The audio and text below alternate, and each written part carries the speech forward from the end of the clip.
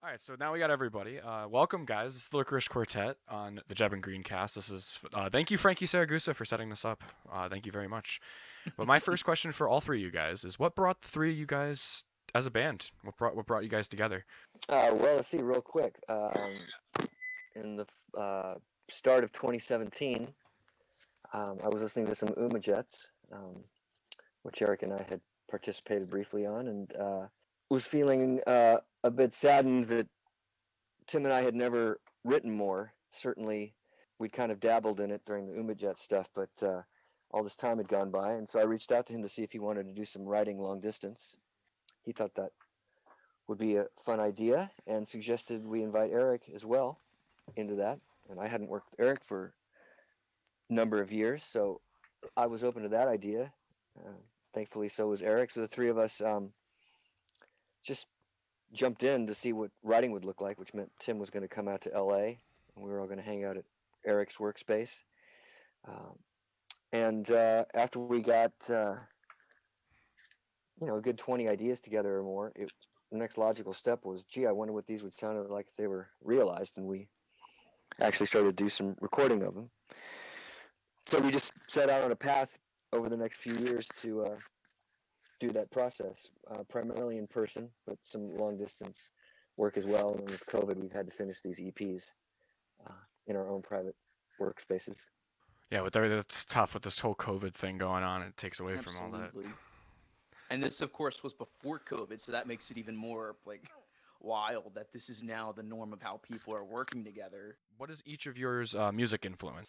I'll go first. It's Tim. I grew up in the late 70s or early 80s, graduated from high school. So I kind of grew up where there was still sort of a classic rock thing and punk was sort of coming around. So I made the transition from listening to bands like Kiss or Journey or something like that to Joe Jackson and the Cars, and then kind of got deeper in, as most people do when you start exploring music as a musician, and started to love bands like XTC and The Jam and stuff like that. So mostly British music that I was into. I'd studied jazz in school and stuff, so I kind of had some of that background, so I knew musically what was going on. I wasn't particularly as interested in Sex Pistols. To me, just sounded like rock and roll, so it was cool, and I understood the ethos of it, and that was great. But I was more interested in music that was a little bit more involved harmonically. So that's kind of my background anyway. Well, pretty much what Tim said. A lot of English rock, and Ray Stevens, of course, The Streak. I mean, that was the first proper record I ever had when I was 5. The Who and Elton John records, and Alice Cooper for me a lot. So, and then it branched off, like Tim said, and you started kind of discovering things that tickled your ear a bit more. So, like the Police for me, or Tom Stolby. I was listening to all these rock bands growing up, learning to play, AC/DC songs, but also transfixed by hearing Visage or 80s techno synth stuff. And then I was also listening to other types of music, classical guitar, because I was studying that in school a little bit. I was a horrible student, but and can you play classical gas? Yeah, I can do a few bars of that. Oh, okay. Yeah, though, you mean the Mason Williams phonograph record? Mm-hmm. Oh yeah. Do it live. No, I'm kidding. That's a jam, baby. Damn right. That was the first time I've ever heard anybody list Ray Stevens as a primary influence. Good God. So, you have to be in the South to appreciate that, I think, or at least on the East Coast, I think. Well, that was a nationwide. That put that dumbass on the map. That's so Got a few of his 45s, yeah. Are you guys old enough to remember the Streak phenomenon? Yep, I have. I'm not old enough to know the thing, but my dad gave me the 45. I know the song. Well, that's some parenting right there. I was around in its heyday and actually did some streaking because there you go. Half the country did. That's what was so I didn't crazy. realize I that mean, was people, linked. I didn't realize. Now I know. God, Well, what an aren't you innocent glad? time. Yeah, Jesus. yeah. Oh, we weren't Well, bashing each other over the head over all the stuff that that we're bashing each other over the head over. We're like going, hey man, dare you take off your clothes and run over to Jenny's house and back? Oh shit! I remember it was a plot point on an episode of that '70s show. I think. Okay, yeah, that doesn't surprise me. They would have Yeah, that done makes that. sense. Let's see. well, I'll try to keep it. What's that? to also redeem myself though, I shortly got Bob Dylan Okay, there you knocking go. on heaven's door soon after. So There you go. Well, the reason I do what I do and got inspired to really try my best at it was because of the rock pop stuff of the '60s and '70s. All the key players, Brian and the Beach Boys, were very very inspirational. Just because of how melodic and moody the music was, it fascinated me in a pop setting. Yeah, definitely. Which I would imagine there's some Carpenter's influence too. there is more from a production standpoint. I just really love their voices and arranging. Yeah. They did pick some great covers to do, and they're the ones that brought the Roger Nichols, Paul Williams catalog to America's attention.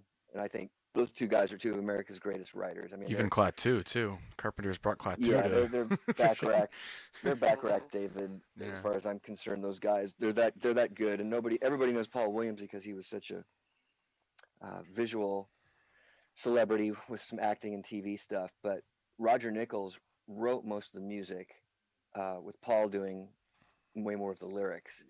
And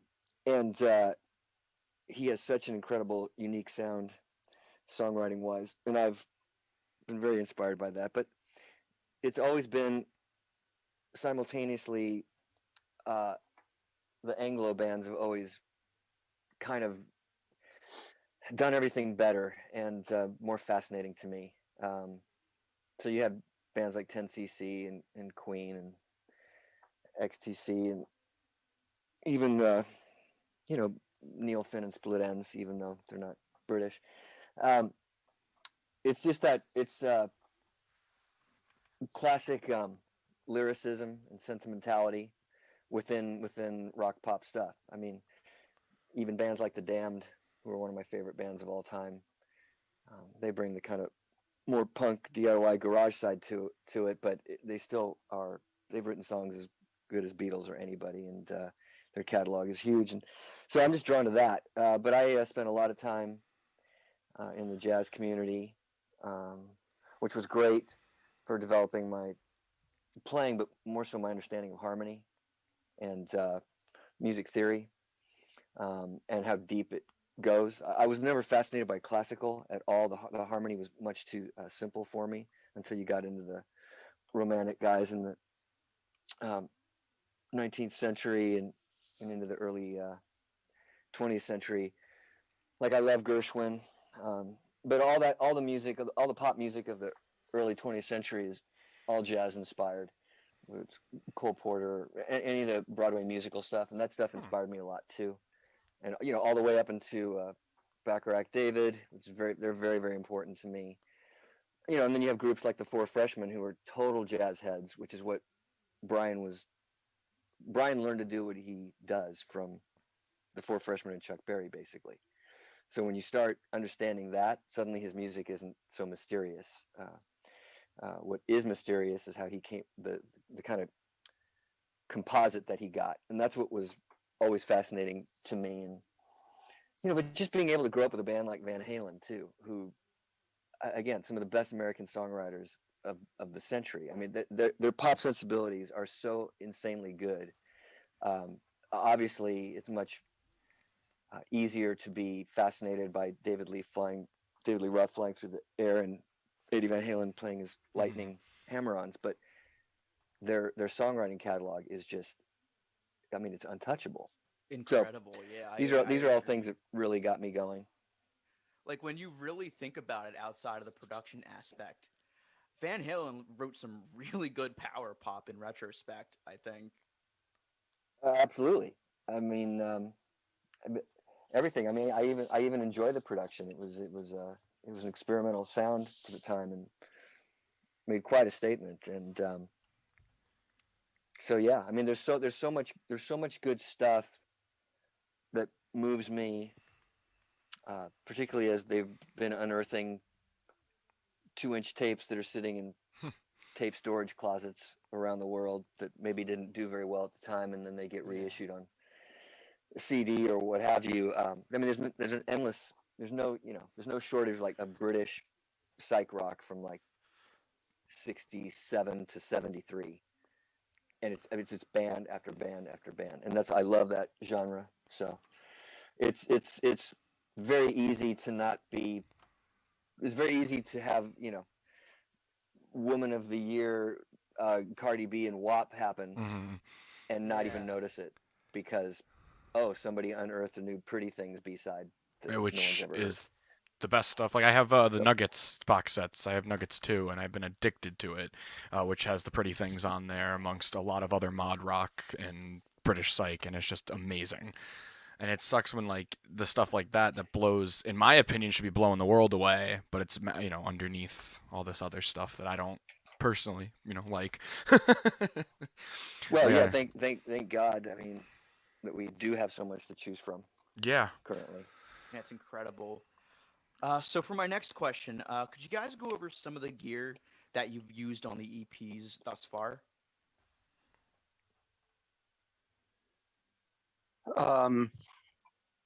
Well, I mean, obviously we were in a recording studio in Los Angeles, a couple of them, one of them being Frankie's, which is a great place. But I would bring a couple of guitars or basses out to LA when we record there.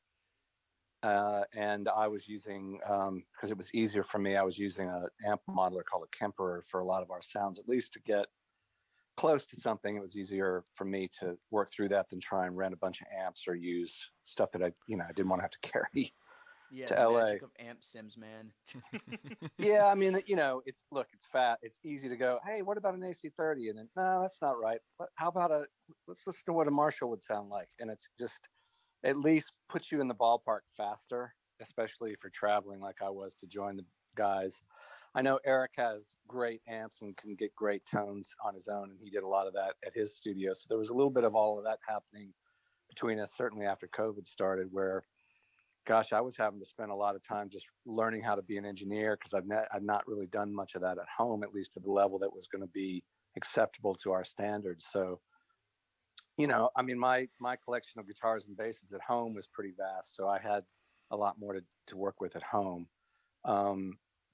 And obviously I've got way more pedals than I should probably have too. So just too many choices. And you even get some good fretless bass action in there too, on Fadoodle and Do You Feel Better? Yeah, I hadn't pulled it's an old Yamaha bass that I bought when I was like 18 and pulled the frets out myself. And at that time in the late 80s was when that sound was fairly popular. God, and that was for like a short period. That was the sound of the late 80s, early 90s, and I live for it. Just any example of a fretless bass ever is just so good. Well, that, and I think we also, I know Roger and I have an affinity for some of the 80s bass sounds that were not actually a real bass, but were played by a keyboard. I know, for example, we talked a lot about Tom Bailey, who got really cool bass sounds using a Mini Moog on the Thompson Twins records. And I just like the attack of those things. And we would talk about that a lot. And yeah, so, pretty wide palette of stuff. It was fun to pull that bass out. I don't think I had probably played it since the 80s. So it was, it needed some love to get it back up to speed, but it worked well. Yeah, I'm building up a bass myself. Something about a fretless bass, that just hits so much differently than actual bass, like a normal, usual fretted bass, whatnot. Yeah. Yeah, I'm taking apart a vintage 60s Tesco no-name bass and using the wood, but we're going to make it fretless. My dad and I were having some fun with that, so I love fretless too. Oh. I can't wait to hear that. Yeah. Hey, Tim, so when you pulled those frets out, did you put boating cement on it like Jocko? Was that how you sealed the neck? Or it was You know what? I want to say we originally did it was with toothpaste or something. It was some crazy thing that I had read about that didn't last, and I had to take it to a luthier to fill in properly. But it was something like that. It was something that somebody said, "Oh, you got to fill it with cream cheese first, and then let that sit for 2 weeks, and then it was." I had to have it. It was a mess. So it was an experience.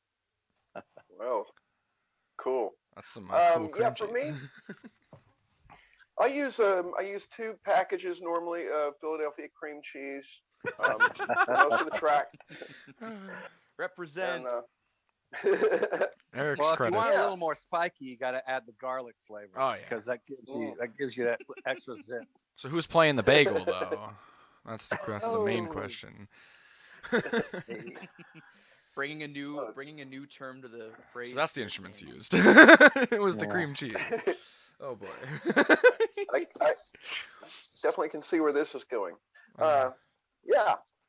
For me, my thing is pretty simple. I didn't use any amp modeling, but I was recording 2 amps. So I would split 2 different amps, mic them, and record them. And that was my general, at least, setup for recording this record, along with, my pedal board, which is, rather modest, I guess, and my amps. So, which I have about 4 amps of different tube, different power tube sections. I have a couple of 6v6s and an EL34 with a Marshall, and that's awesome. 6v6 with an amp called Jaguar that I use actually probably almost more than any of the other amps, because it had such a very clean sound to it. This I is love Jebb's tubes. bread and butter. Yeah, this is I'm addicted to tubes. At the mouth right yeah, now. pretty much. that's awesome. Yeah, and it was really getting because I hadn't really been recording like that for too long, and so I did get a chance to kind of learn that using different microphones really helps, and of course mic placement's everything, and keeping your phase aligned and all of that stuff. So what are some of your favorite mic choices? I use a PL73 electro voice condenser on one of the smaller amps with great effect. And then I have a 57 was always a pretty good choice.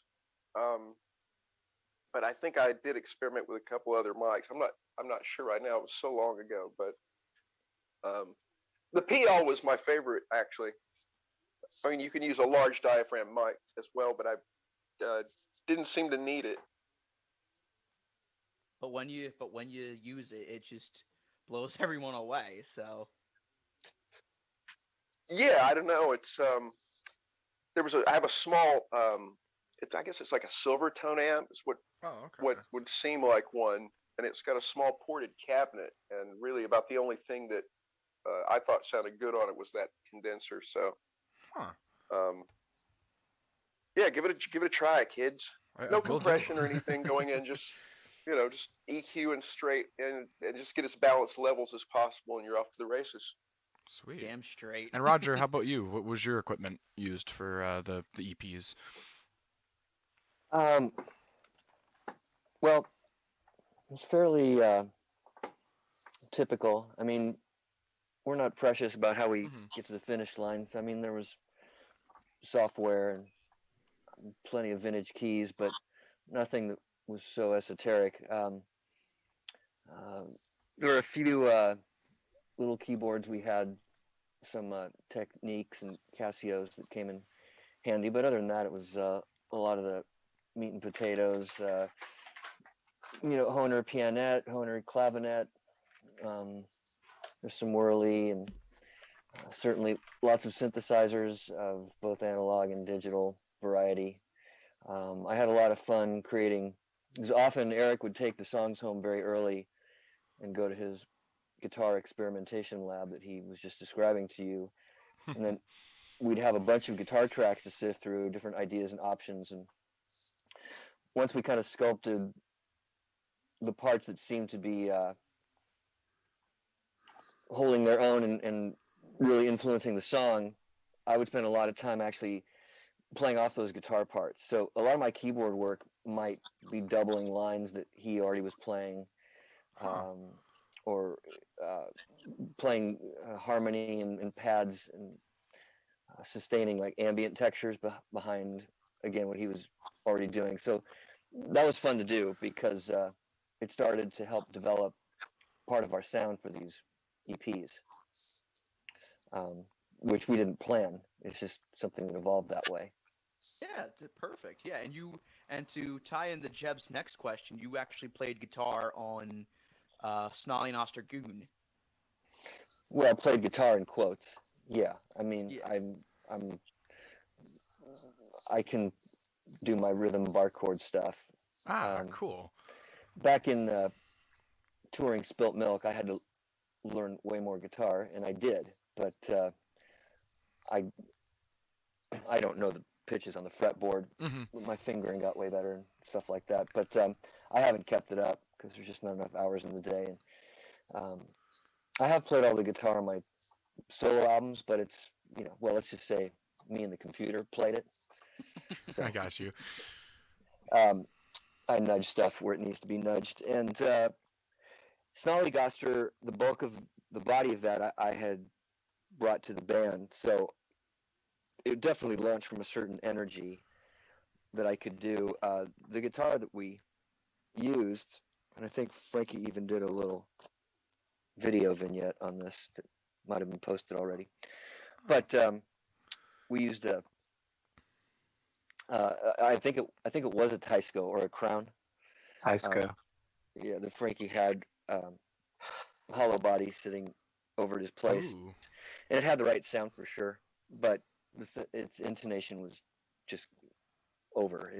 It's horrible. So between that and my bad technique, where I'm pressing strings too hard and I'm unintentionally bending them out of tune, we could only ever play about 2 bars at a time, and Frankie would have to tune each of the chords for me while I held the position down, and then he would go to the keys, and then we'd punch in and get 2 bars. But I mean, it took like 2 hours or more.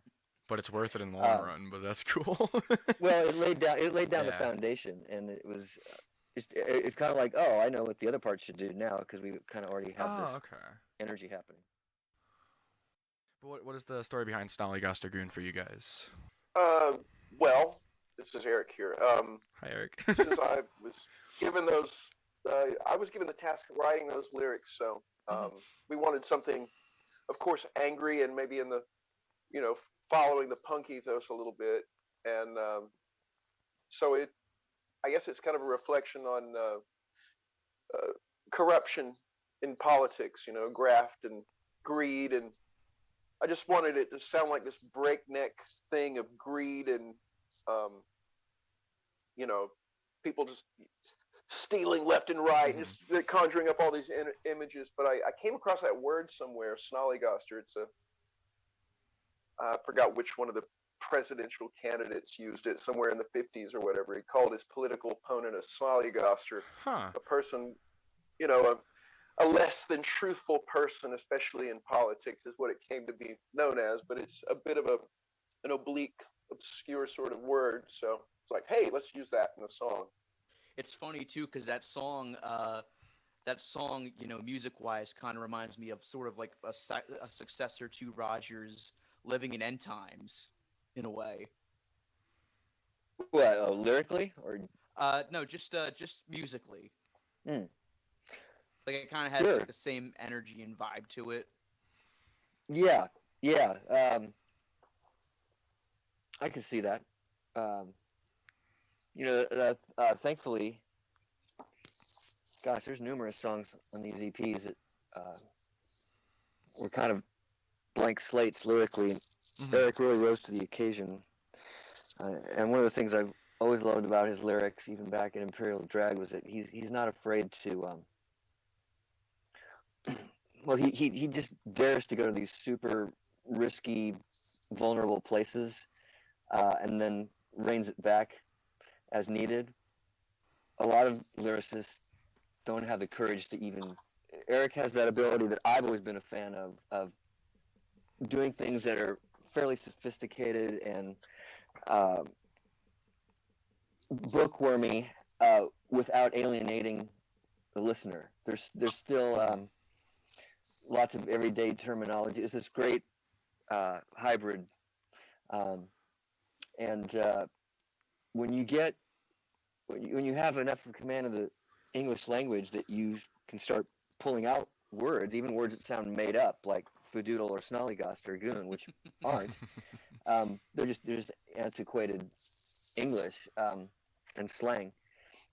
That's already something so many people don't know how to do. They don't care to do. They have no desire. I mean, there's no they have no courage to do. And that to me is like any of the musical statements that we're making. There's a I'm not you know there's a aspect of just daring to go for it, which becomes very life affirming for me. It's like with the fall of the major label and the opening of the internet, you've got everybody and his brother in their mom's basement going, "I'm an artist. Here we So go." true. Yeah. And what is the Spotify has what? It's it's some ridiculous figure. It's 60,000 new submissions daily. Gone are there used to be an element of some kind of quality control, for lack of a better term, that you had to, certainly if you were going to play the major label game, if you were going to do jazz or some other music that by its very nature has never been It made you want to work harder too. It made you want to go, hey, I have to kind of impress in a way with my music to get it to a certain degree, and you learn, as well. Nowadays, it's like, you have, and it's great that you could release as much, but I feel like there's that mystique and that mystery is gone. It's not as much as it used to be, where you could make music and you didn't know what was going to come out next. That's what made like the Beatles and the Stones become such incredible. Like when they came out with a new record, you had to get it if you were big into them. Well, you said the same. Yeah, you just said it. Yeah. Makes it kind of force you to have to impress. Almost like, well, why are any of us doing this if our goal is to not impress ourselves, our friends, and an audience? Right. Yeah. And the only way you're going to do that is by pushing yourself beyond your comfort zone personally, and then when you're collaborating with people, you're pushing each other, and hopefully every band has that healthy relationship within. And there is an element of, even though we're not a young band starting out, who isn't coming from a lot of money or whatever, our parents aren't basically buying the making of the record for us, which I know I've worked for many bands where that's the case. Living in Los Angeles, there's a lot of wealthy kids of famous people that I work with, and it's almost like, they've grown up in an environment where they expect, well, everybody around me has the money to do all these things. I should be able to almost buy into the business, and some of them actually have the talent. But I mean, I don't want to digress. My point is whether you're back in the day in Beatles Stones era and you were trying to make the hit parade, or even just 15 years ago, there's been an element of how bad do you want it? How much are you willing to go for it? And when any of us, athlete, musician, any artist, anybody who wants to make a statement, the only way to do that is to push yourself. And that's all I was saying about Eric's lyrics. He's never Eric's turned, especially in Imperial Drag, we were writing so many songs, and we were discovering what our sound was going to be, because we enjoyed exploring lots of different styles, and we kind of had to rein it in. And I can remember having an idea I was really, really proud of, and I'd show it to him. And if he was into it, I'd go, yeah, there's one problem. I don't have a lyric at all for this. Huh. Okay. And I'm like, and you're going to probably need to sing it because you are going to sing this way better than me, and it's in your vocal range and everything. So you're probably going to have to write the lyric, or at least start with. Hey, it's you. And if he got inspired, yeah, he'd come back the next afternoon and show me like his game plan. I'm like, where the fuck did you get that idea? And where'd that come and from? the weird part was, it wasn't just like, oh, shock for shock's sake. I was something that was like, wow, I can see how this concept actually relates to the music. Zodiac Sign was a good example of that. which I was so proud of, that very simple chord progression. I mean, it's blues essentially, but it had this very sultry, groovy sexuality to it just out of the gate, which I was very proud of. And the Zodiac sign concept lyric Eric came up with very, very quickly, and it's important to be able to convey that. And I think all of us have just gotten better at that. There's certainly been more Eric lyrics here on the Lickerish Quartet stuff as well. But Snollygoster is a total. It just really exemplifies that. Yeah, strongly agreed. It's an incredible song. And speaking of incredible songs, what's the story behind "There Is a Magic Number"? Um, well, I mean, you mean the song or how it came about, or? Just both if you like.